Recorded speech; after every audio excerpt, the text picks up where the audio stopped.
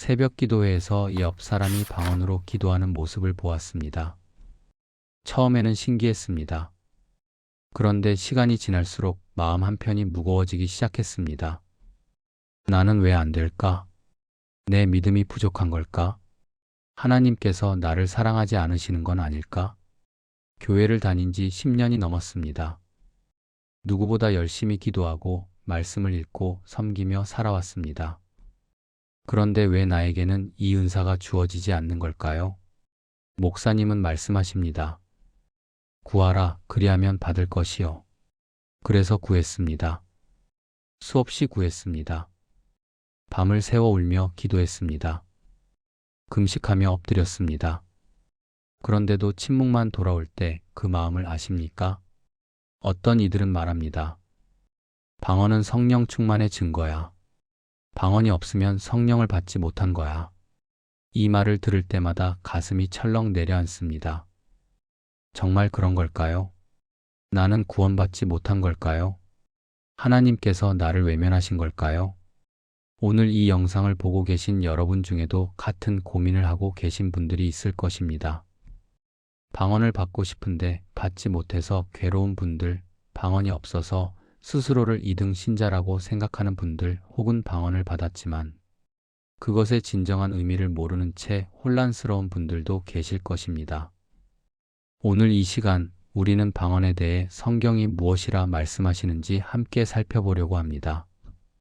그리고 여러분께 꼭 전하고 싶은 이야기가 있습니다. 여러분이 방언을 받았든 받지 못했든 여러분은 하나님께 사랑받는 그분의 자녀라는 것입니다. 이것이 오늘 가장 먼저 기억해야 할 진리입니다. 방언에 대해 가장 명확하게 설명하고 있는 곳은 고린도전서입니다. 사도 바울은 이렇게 기록했습니다. 은사는 여러 가지나 성령은 같고 직분은 여러 가지나 주는 같으며 또 사역은 여러 가지나 모든 것을 모든 사람 가운데서 이루시는 하나님은 같으니 각 사람에게 성령을 나타내심은 유익하게 하려 하심이라. 이것은 고린도전서 12장 4절에서 7절까지의 말씀입니다. 여기서 바울은 무엇을 말하고 있습니까? 은사는 여러 가지라는 것입니다. 방언만 은사가 아닙니다. 지혜의 말씀, 지식의 말씀, 믿음, 병 고치는 은사, 능력 행함, 예언함, 영 분별함, 각종 방언 말함, 방언 통역함, 이 모든 것이 다 성령의 은사입니다.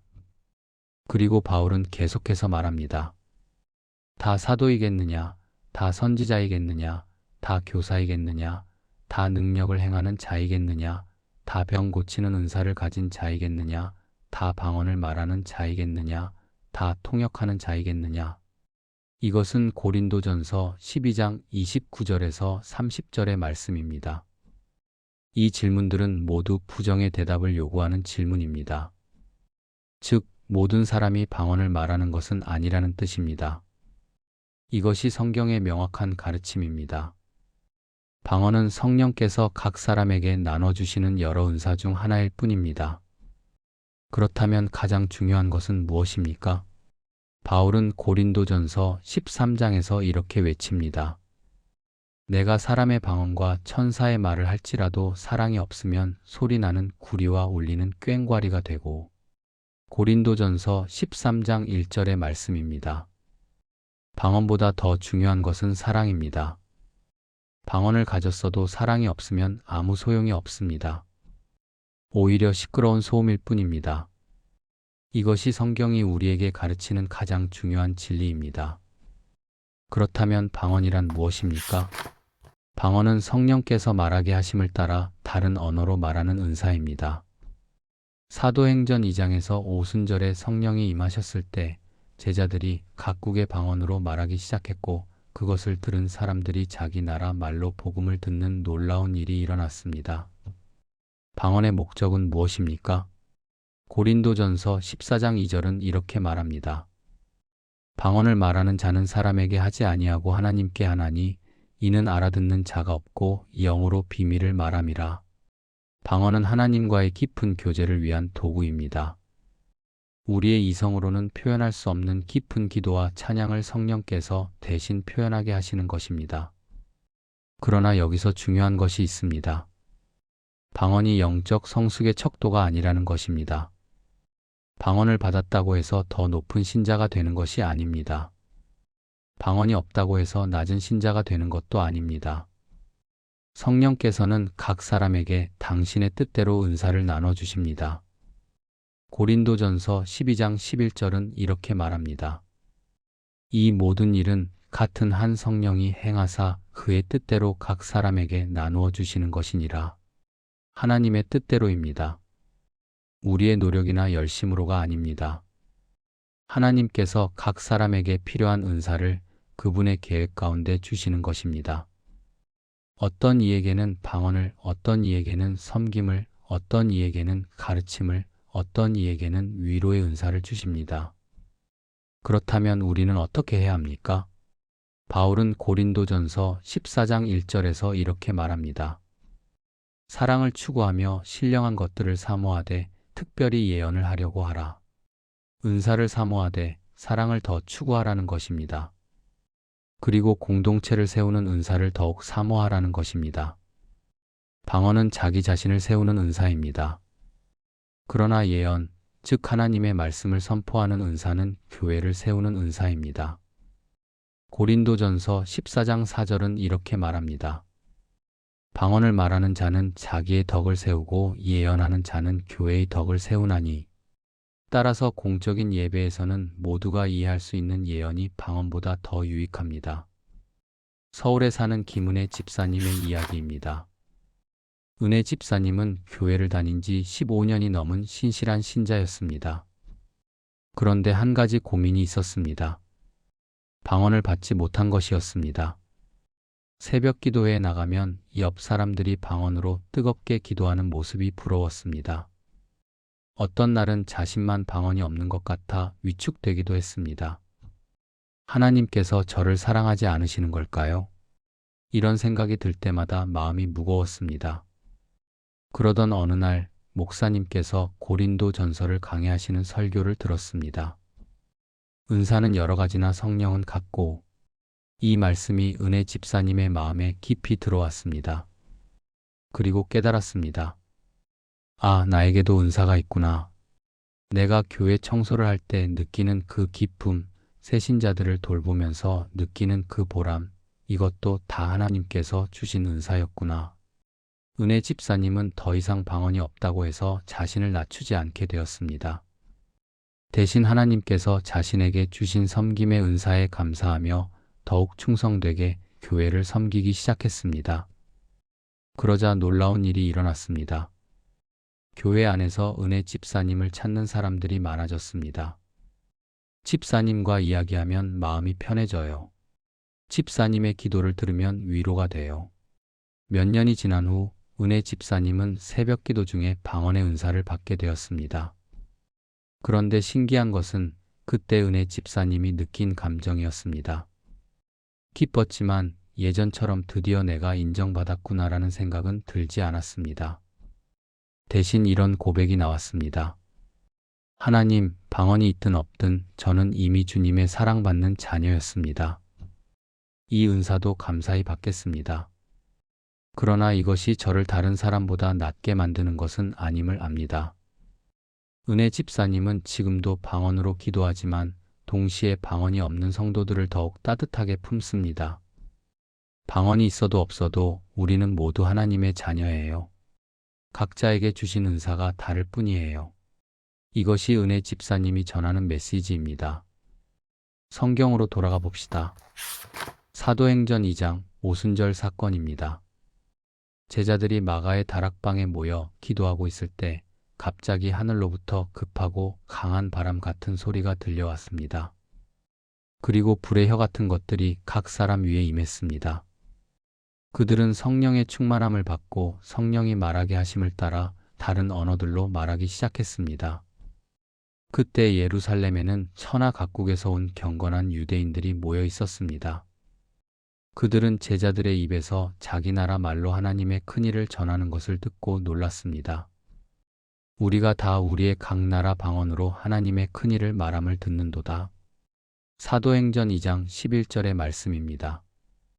이것이 방언의 첫 번째 목적이었습니다. 복음을 전하기 위함이었습니다. 언어의 장벽을 뛰어넘어 모든 민족에게 하나님의 구원을 전하기 위함이었습니다. 그런데 여기서 주목해야 할 것이 있습니다. 그날 3,000명이 회개하고 세례를 받았지만 그들 모두가 방언을 받았다는 기록은 없습니다. 사도행전 2장 41절은 이렇게 말합니다. 그 말을 받은 사람들은 세례를 받음에 이날에 제자의 수가 3,000이나 더하더라. 그들은 베드로의 설교를 듣고 회개하고 세례를 받았습니다. 방언에 대한 언급은 없습니다. 또 다른 장면을 봅시다. 사도행전 10장 고넬료의 가정에 복음이 전해지는 장면입니다. 베드로가 복음을 전할 때 성령이 말씀 듣는 모든 사람에게 내려오셨습니다. 그들이 방언을 말하며 하나님 높임을 들으니 베드로와 함께 온 유대인 신자들이 놀랐습니다. 왜 놀랐을까요? 이방인에게도 성령이 임하신 것을 확인했기 때문입니다. 여기서 방언은 성령의 임재를 확인하는 표적이었습니다. 그러나 이것이 모든 신자가 받아야 할 필수 요소라는 의미는 아니었습니다. 사도 바울을 봅시다. 그는 고린도전서 14장 18절에서 이렇게 말합니다. 내가 너희 모든 사람보다 방언을 더 말함으로 하나님께 감사하노라. 바울은 방언의 은사를 가지고 있었고 그것에 감사했습니다.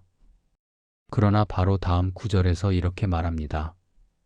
그러나 교회에서 내가 남을 가르치기 위하여 깨달은 마음으로 5마디 말을 하는 것이 1만 마디 방언으로 말하는 것보다 나으니라.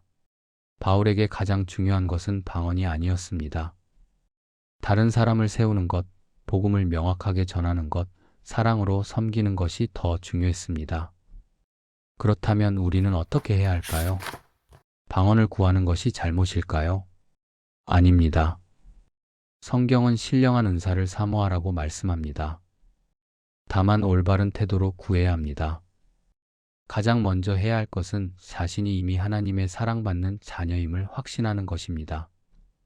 에베소서 1장 5절은 이렇게 말합니다. 그 기쁘신 뜻대로 우리를 예정하사 예수 그리스도로 말미암아 자기의 아들들이 되게 하셨으니 방언이 있든 없든 우리는 이미 하나님의 자녀입니다. 이것을 매일 아침 고백하십시오. 나는 하나님의 사랑받는 자녀입니다. 방언이 나의 가치를 결정하지 않습니다. 그 다음으로 중요한 것은 성령 충만을 구하는 것입니다. 방언을 구하기보다 성령 충만을 구하십시오. 에베소서 5장 18절은 이렇게 말합니다. 술 취하지 말라 이는 방탕한 것이니 오직 성령으로 충만함을 받으라. 성령으로 충만하면 하나님께서 필요하신 은사를 주실 것입니다. 성령 충만을 위해 무엇을 해야 할까요? 먼저 말씀을 가까이 하십시오. 골로새서 3장 16절은 이렇게 말합니다. 그리스도의 말씀이 너희 속에 풍성히 거하여. 말씀이 풍성히 거하는 것이 성령 충만의 시작입니다. 매일 아침 일어나서 말씀을 읽고 묵상하십시오. 또한 기도하십시오. 쉬지 말고 기도하라고 데살로니가전서 5장 17절은 말합니다. 방언으로 기도하지 못해도 괜찮습니다. 우리말로 진실하게 기도하십시오. 하나님은 언어가 아니라 마음을 보십니다. 사무엘상 16장 7절은 이렇게 말합니다. 사람은 외모를 보거니와 나 여호와는 중심을 보느니라. 그리고 사랑을 실천하십시오. 고린도전서 13장의 사랑을 일상에서 실천하십시오. 오래 참고 온유하며 투기하지 않고 자랑하지 않으며 교만하지 않는 삶을 사십시오. 이것이 방언보다 더 중요한 은사의 실천입니다. 21일 챌린지를 제안합니다. 21일 동안 매일 아침 이렇게 기도해 보십시오. 하나님 아버지, 오늘 하루 성령으로 충만하게 하소서. 제게 필요한 은사를 주시고 그 은사로 주님을 섬기고 이웃을 사랑하게 하소서. 방언을 주시든 다른 은사를 주시든 감사함으로 받겠습니다. 그리고 매일 밤 오늘 하루 어떻게 사랑을 실천했는지 기록해 보십시오. 오늘 나는 누구에게 친절했는가, 누구를 위해 기도했는가, 누구의 짐을 함께 나눴는가. 이것을 21일 동안 실천해 보십시오. 그러면 여러분은 방언보다 더 귀한 것을 발견하게 될 것입니다. 바로 하나님의 사랑이 여러분을 통해 흘러가는 것을 경험하게 될 것입니다. 사랑하는 여러분, 오늘 이 말씀이 여러분의 마음에 어떻게 다가왔습니까? 혹시 지금까지 방언이 없어서 스스로를 낮췄던 분이 계신가요? 오늘 이 시간 여러분은 이미 하나님의 사랑받는 자녀라는 것을 기억하시기 바랍니다. 혹시 방언을 가지고 있으면서도 그것으로 다른 이들을 판단했던 분이 계신가요? 오늘 이 시간 모든 은사는 하나님께서 그분의 뜻대로 나눠주신 것임을 기억하시기 바랍니다. 우리는 모두 한 몸의 지체입니다. 아래 댓글 안에 아멘이라고 남겨주세요. 여러분의 고백 하나하나가 지금 같은 고민을 하고 있는 누군가에게 큰 위로가 될 것입니다. 나도 방언이 없었지만 이제 자유로워졌어요. 방언을 받았지만 사랑이 더 중요하다는 것을 깨달았어요. 이런 여러분의 진솔한 이야기를 나눠주세요. 그리고 21일 챌린지에 참여하실 분들은 21일 챌린지 참여합니다라고 댓글을 남겨주세요. 함께 성령 충만을 구하고 사랑을 실천하는 21일을 보냅시다. 여러분의 참여가 다른 이들에게도 용기가 될 것입니다. 좋아요 버튼을 눌러주시고 이 영상을 구독해주세요. 여러분의 좋아요 하나하나가 이 메시지를 더 많은 이들에게 전하는 통로가 됩니다. 그리고 이 영상이 필요한 분이 주위에 계시다면 공유해주세요. 방언으로 고민하는 분들, 자신의 믿음을 의심하는 분들에게 이 메시지가 전해지길 소망합니다. 사랑하는 여러분, 방언은 아름다운 은사입니다. 하나님과의 깊은 교제를 위한 귀한 선물입니다. 그러나 방언보다 더 중요한 것이 있습니다. 바로 사랑입니다. 바로 여러분이 하나님의 자녀라는 정체성입니다. 방언을 받으시길 원하신다면 구하십시오. 성경은 신령한 은사를 사모하라고 말씀합니다. 그러나 그것에 집착하지는 마십시오. 하나님께서 여러분에게 주시기 원하시는 은사를 주실 것입니다. 그것이 방언이든 섬김이든 가르침이든 위로든 모두 귀한 은사입니다. 방언을 받지 못했다고 해서 낙심하지 마십시오. 여러분은 이미 하나님의 온전한 사랑을 받고 있습니다. 여러분 안에도 성령께서 거하십니다. 여러분에게도 귀한 은사가 있습니다. 그것을 발견하고 주님을 섬기십시오. 방언을 받으셨다면 감사하십시오. 그러나 그것으로 교만하지 마십시오. 그것으로 다른 일을 판단하지 마십시오. 오히려 더 낮아지고 더 사랑하고 더 섬기십시오. 그것이 방언의 진정한 목적입니다. 우리는 모두 한 몸의 지체입니다. 눈이 손들어 내가 너를 쓸 데가 없다 하거나 머리가 발더러 내가 너를 쓸 데가 없다 할 수 없습니다. 고린도전서 12장 21절의 말씀입니다. 우리는 서로를 필요로 합니다. 우리는 함께 그리스도의 몸을 이룹니다. 이제 함께 기도하겠습니다. 하나님 아버지, 오늘 이 시간 방언에 대한 바른 깨달음을 주셔서 감사합니다. 그동안 방언이 없어서 스스로를 낮췄던 저희를 용서해 주십시오. 또한 방언을 가지고 다른 이들을 판단했던 교만함을 회개합니다. 하나님, 이제 저희는 알았습니다. 방언이 있든 없든 저희는 모두 하나님의 사랑받는 자녀라는 것을, 각자에게 주신 은사가 다를 뿐 모두가 귀하고 소중한 존재라는 것을 깨달았습니다. 주님, 방언을 구하는 저희를 도와주십시오. 그러나 그것에 집착하지 않게 하시고 오히려 성령 충만을 사모하게 하소서. 사랑을 실천하는 삶을 살게 하소서. 매일 주님의 말씀으로 충만하고 기도로 주님과 교제하며 이웃을 사랑하는 삶을 살게 인도해 주십시오. 하나님께서 저희 각자에게 주신 은사를 발견하게 하시고 그 은사로 주님을 섬기고 이웃을 세우는 삶을 살게 하소서.